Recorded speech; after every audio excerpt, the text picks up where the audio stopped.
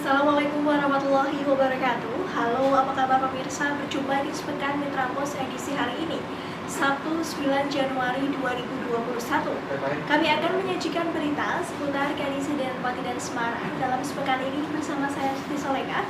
Inilah Sepekan Mitra Pos selengkapnya.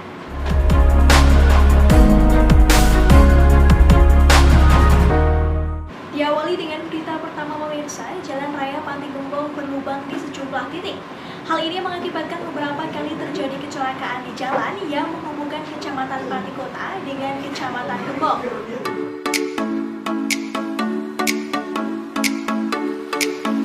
Jalan Raya Pati Gembong berlubang di sejumlah titik. Hal ini mengakibatkan beberapa kali terjadi kecelakaan di jalan yang menghubungkan Kecamatan Pati Kota dengan Kecamatan Gembong.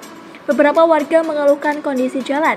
Mereka merasa terganggu dan tidak nyaman dengan kondisi jalan milik Pemkab Pati tersebut. Salah satu warga setempat, Sutomo, mengatakan beberapa minggu lalu jalan ini telah diperbaiki dengan melakukan penambalan. Namun, tak lama jalan ini mengalami kerusakan lagi. Kerusakan ini diperparah dengan adanya truk yang bermuatan besar yang melintasi jalan ini.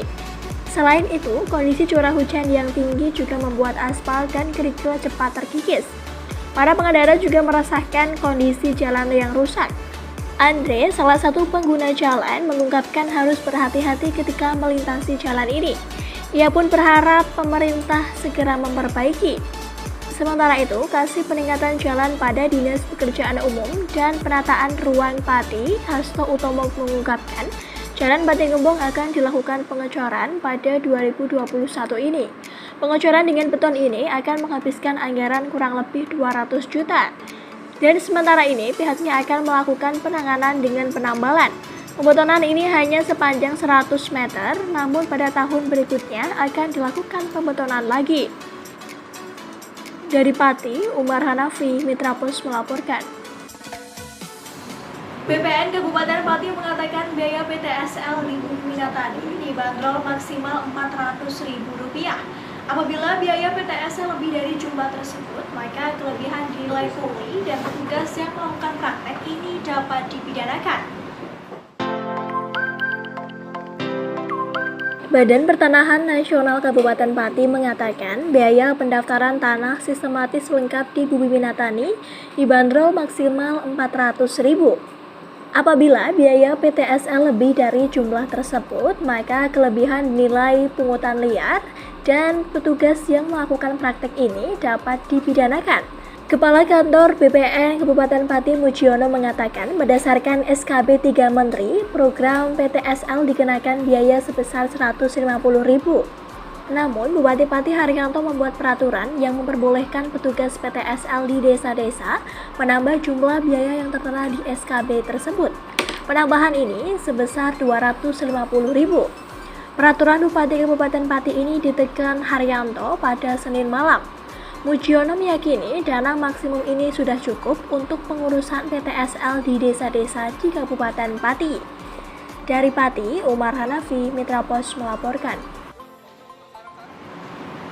Pengurus Persipa Pati menggelar rapat pada Rabu kemarin di Disporapar Kabupaten Pati untuk berbagai hal.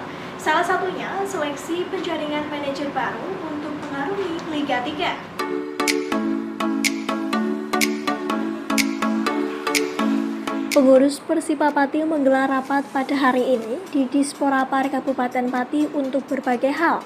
Salah satunya seleksi penjaringan manajer baru untuk mengarungi Liga 3. Dalam rapat tersebut, Ketua Umum Persipa Pati Kardi mengumpulkan beberapa stakeholder persepak bola yang ada di Pati. Dalam pertemuan itu diputuskan untuk pengisian manajer Persipa Pati akan dilakukan dengan cara lelang. Siapa saja warga yang peduli dengan Persipa Pati diperbolehkan mengikuti seleksi. Kardi mengungkapkan manajer ini nantinya akan dibekali biaya sebesar 750 juta untuk membuat Persipa Pati lolos Liga 3 di tingkat Provinsi Jawa Tengah. Dalam waktu dekat, pihaknya akan membuka pendaftaran lelang ini dan diharapkan pada awal Maret nanti, Persipa Pati sudah mempunyai manajer untuk mengarungi Liga 3. Apabila hingga batas waktu tidak ada yang mendaftar, maka pihaknya akan mengembalikan ke Persatuan Sepak Bola yang mempunyai suara di Persipa Pati. Dari Pati, Umar Hanafi, Mitra Pos melaporkan. Informasi selanjutnya pemirsa, Polres Pati berhasil menangkap pengedar narkoba di lingkungan lapas kelas 2B Pati pada Kamis lalu. Kapolres Pati AKBP Ari Prasetya Syafaat mengatakan penangkapan ini berkat kerjasama pihaknya dengan lapas Pati. Polres Pati berhasil menangkap pengedar narkoba di lingkungan lapas kelas 2B Pati pada 31 Desember 2020 lalu. Kapolres Pati AKBP Ari Prasetya Syafaat mengatakan penangkapan ini berkat kerjasama pihaknya dengan lapas Pati. Dalam operasi itu, pihaknya mengamankan 3 tersangka MN, CM, dan SH yang merupakan pengedar narkotika di lintas kabupaten di Provinsi Jawa Tengah. Selain itu, pihaknya juga berhasil mengamankan barang bukti berupa sabu-sabu. Para tersangka ini memasuk sabu-sabu di lapas Pati dengan modus menjenguk penghuni lapas Pati dan memberikan sabun yang di dalamnya berisi sabu-sabu kepada penghuni lapas Pati. Ari menegaskan pihaknya yang mendakwa para tersangka dengan pasal 112 ayat 2 Undang-Undang Nomor 35 Tahun 2009 tentang narkotika dengan ancaman minimum 5 tahun dan maksimum hukuman 20 tahun penjara. Dari Pati, Umar Hanafi, Mitra Pos melaporkan. Kabid UMKM Dinas Koperasi dan UMKM Kabupaten Pati Hendrik Kristianto membenarkan pernyataan BRI bahwa penyaluran BLT BPUM kepada pelaku UMKM akan ditutup pada 31 Januari mendatang.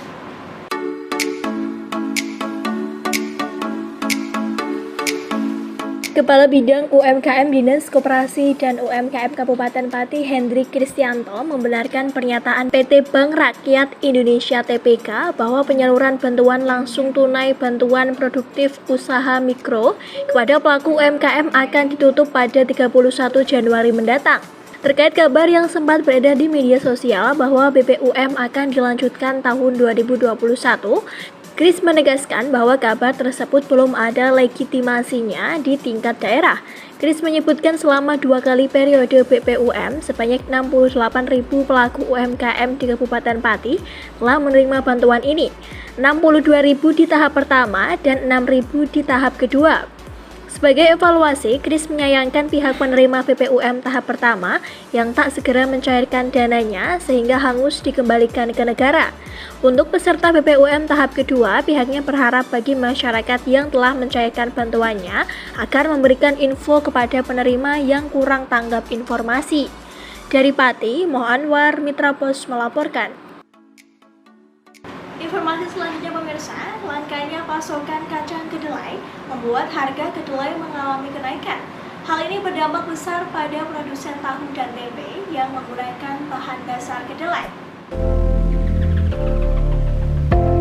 Langkanya pasokan kacang kedelai membuat harga kedelai mengalami kenaikan.